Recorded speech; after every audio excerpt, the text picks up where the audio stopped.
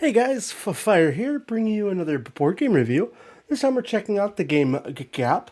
This is a simplistic card game for 2 to 6 players that'll last about 10 minutes per time you play it. Now, I know in the video it's going to be maybe a little reflective or shining on all these cards. Every single card in this game actually has a reflective gloss on it, which is actually really cool and gives this cheap game that comes in at, like I said, 15 bucks, a really premium quality feel. Now, the quick overview of how Gap works. It's a 2 to 4 player card game where your goal is going to be, as you score cards here in your little section, and collect them throughout the game, to have the largest gap between your highest column and your lowest column. So I've got 4 red cards here, 1 green card here. I'll score 3 points.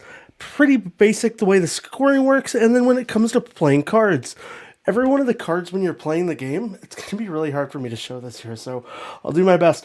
A 1 here has a 0 and a 2, and every card in their alternating number pattern, so a 9 here has an 8 and a 0, affects what cards do when you play them. So we're going to pretend these 4 cards here are center board.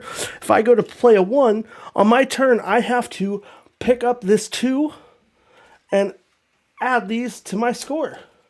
Simple, just like that. But if I have a card that's the same number as all the other ones, I add the 7s.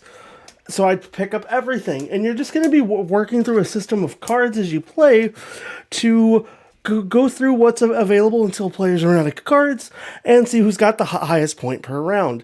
Now, one thing I really like how this game does, and sorry, I'm trying to keep it in focus as we go, is it adjusts really well at player count. The way the game does it is out of the 5 colors, for when you have fewer players, you actually take certain colors just out of the game, and it's real easy to adjust and scale this game.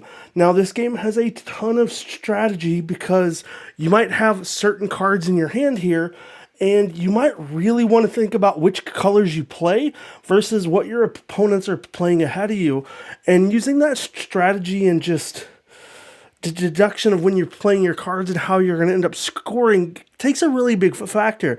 If your opponents notice you're taking all at one color, they're going to stop you, or they're going to try to force you to be stuck with other colors to lower your score, because if you get in a situation where areas tied, they just cancel each other out. But it can be very challenging if you tie and have different numbers affect different outcomes. I think this is a really brilliant and quite fun little quick card game. Comes in a very small box, doesn't really quite fit in a pocket, but it's real easy to just sort of throw in a bag and have a good game to grab on the go. Overall, though, I think Gap's pretty fun. If you are looking for a fun card game that you got a small play group and you want something that's quick, easy, and anybody can really play, I'd recommend giving Gap a shot. It's definitely one game that I really enjoy, and I hope to get down to the table more on my end.